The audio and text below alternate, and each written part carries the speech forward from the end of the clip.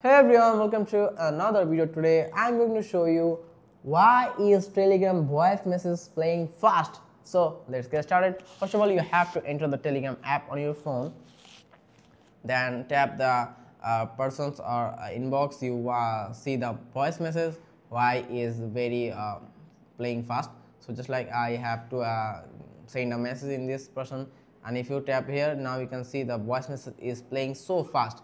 If you want to playing this voice message in a normal speed, you have to click this option here. You can find the 1x option here. I again show it.